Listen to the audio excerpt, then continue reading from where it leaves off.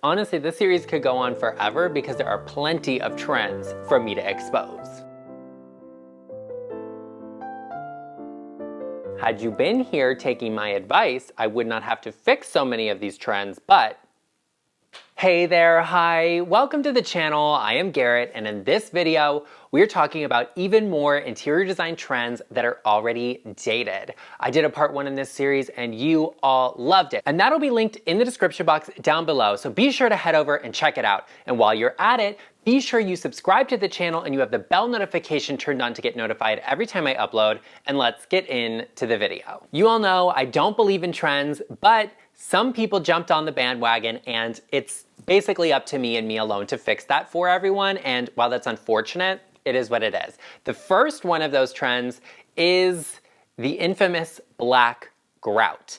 Black grout was, some people, I think they just didn't like cleaning their houses and they were like, oh, black grout's cool because you can't see that it's dirty. I personally can't relate to that struggle. Some people can, and that's okay. But the black grout moved in pretty quickly. It moved out already, and it's a little bit tired. It's just feeling a little bit like a public restroom. And that's great if you like public restrooms, but I don't really need to see that in my kitchen. I don't know about you, but that's not the point of the video. The black grout with like the subway tile, that was super in, really cool, really fun for like 5 minutes until people started realizing that it gives you the cleanliness level of like a New York City subway station.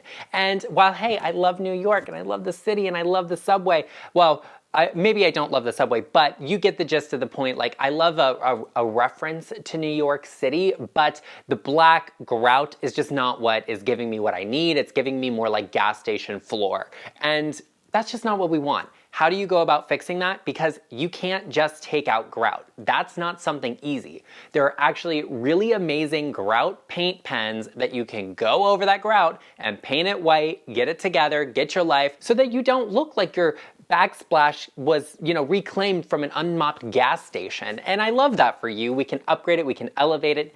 If you like this trend or idea of a colored grout with like a white tile, super interesting, super fun, maybe opt for something unexpected like a gray or even a tan grout. That way you get those really fresh and clean white tones, but you're bringing in something unexpected, a little bit of warmth, something that people are gonna walk in and be like, is that grout gray? How interesting, that's cool. As opposed to like the black and white grout that is just giving me like truck stop bathroom. Not the vibe, not it. Love that for you if you have it.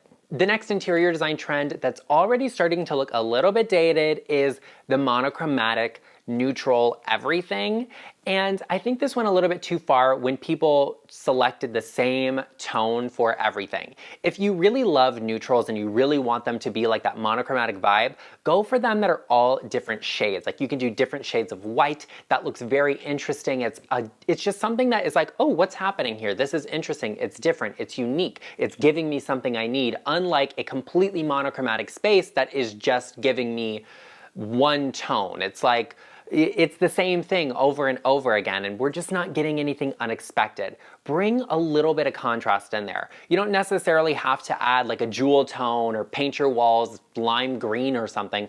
You can if you want to, and I love that. I love a bold and bright color, but you can always bring in some sort of contrast, whether that's black or a crisp white, something different, or a tan, an ivory, a cream, a beige, something like that that's just going to break up a monochromatic color scheme.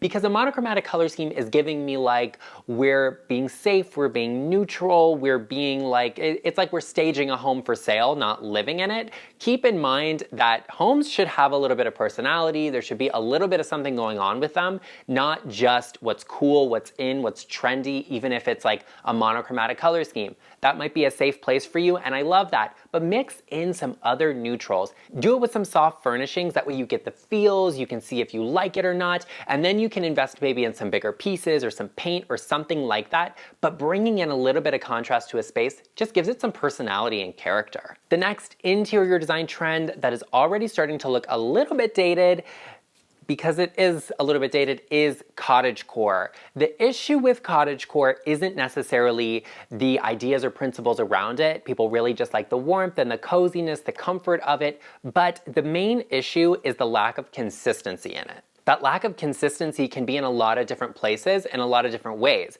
Try and figure out a color scheme and incorporate it throughout. You can mix patterns, you can mix styles, but use the same color, use a similar color to make things tie in. And Cottage Core is actually transitioning into a new style called Rustic Vogue. Very chic, very elegant. It gives me kind of like wine country, French countryside vibes, and I love that it has those warmth and cozy elements that we love about Cottage Core without it being over the top, without it feeling like everything is just different, like nothing is intended to go together. You want that consistency. That way you get a space that feels open and fresh, clean and vibrant, as opposed to something that can feel a little bit mismatched and a little bit cluttered. While we're on the topic of trends, you know what is trendy? Linus. Linus is trendy. Oh. Do you know that the French Bulldog has become one of the most popular breeds in the United States? I had you before it was a trend. I had you before it was a trend. What are you, the trendy boy? Oh yes, very tired, a sleepy bowl, huh? What? Are you over the trends? Oh, you're just over me too, huh? Oh yes. Everybody loved it when you purred last time. Oh. Yes, I love you. Oh, we're very tired. Yes, yes, yes. Okay, you can go. We got to get back to the video. The next interior design trend that is already looking dated is something I've talked about before, but we're doing it in a new way that is not going to be sustainable. And that is Terrazzo. Now, I mentioned in my dated home trends that I love video that I love Terrazzo because it's original. It's like an iconic idea from the 1920s. It's beautiful. It's incredible. Should be saved and cherished. We're bringing Terrazzo back in a way that is not going to work for us. And that's because we're doing it in this like crazy color scheme that it's interesting and you see it in photos and you're like, oh yeah, that's cool, whatever. It looks like a showroom. It's not for people's homes. It's not realistic. It's not livable. And the reason for that is because it looks like it came out of a daycare center. Too many colors, too much contrast in it.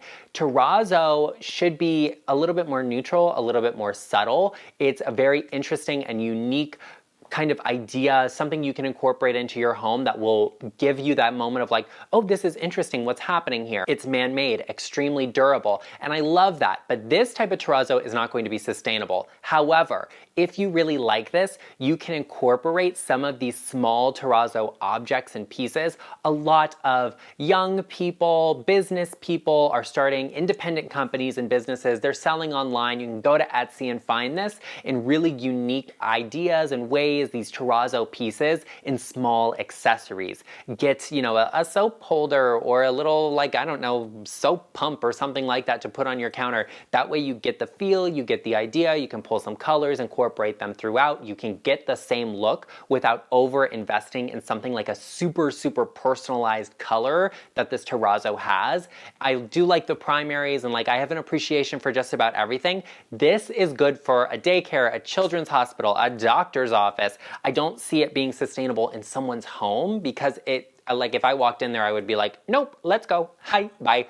There you go. You have it. I just don't think this is sustainable. Look for it in a more consistent color scheme. The granules in terrazzo can match the actual like cement part of it. That's when you get something that's a little bit more timeless, a little bit more classic, but still has that durability of a man-made stone that you might be after if you're interested in it. The next interior design trend that maybe it's not dated, but I'm just over it because I have it and it's driving me absolutely insane is the all white everything. Every wall in this house, every inch of it, every ceiling, all of the trim, everything is white and it's literally driving me out of my mind. I feel like I am in an insane asylum and I'm literally walking around my house every day. I'm looking all around me right now because I just see it. Everything is white. It's all white. It's all the same color. Everything is white. Fortunately, none of my furniture, wood pieces, none of that's painted white, so I get a little bit of a break from it, but I'm at the point now where I'm like, we're gonna have white trim and then we're gonna do like actual color on the walls because I can't handle every single thing being white anymore. I tried it. I wanted to be that person. I'm not. I need some color. I need something happening in here to like give me some life, you know? The one thing I do love about white is that colors always accentuate it. We put in coppered ceilings, we put in shiplap, we put in all of this detail that we really love to our home, beautiful light fixtures and gorgeous flooring. Having some paint on the walls is going to accentuate the trim and the ceiling and all of the work and money I've spent doing all of this stuff up. It's gonna look amazing in here once I have some color on the walls, once it's giving me something other than white, because everything being white can be a little bit boring.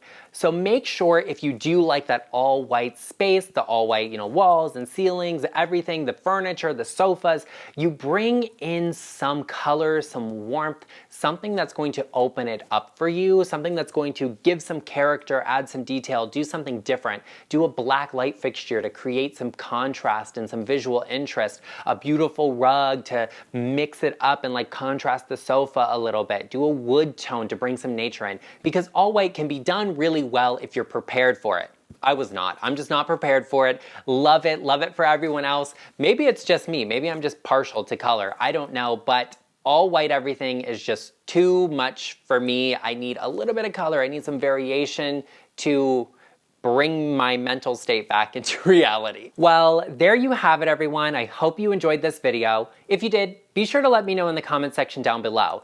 Let me know, what is an interior design trend you are seeing right now that you're like, no, you're gonna regret that in 2 years' time. I wanna hear from you, and we love engaging with you in the comment section, so be sure to let us know. I also know that you know someone that invested in one of these trends and you told them not to, and they already regret it, and you kind of wanna rub it in their face without having to say it yourself. Be sure to share this video with them, because friends help friends. We're also a little bit shady with each other, and I will see you in the next one.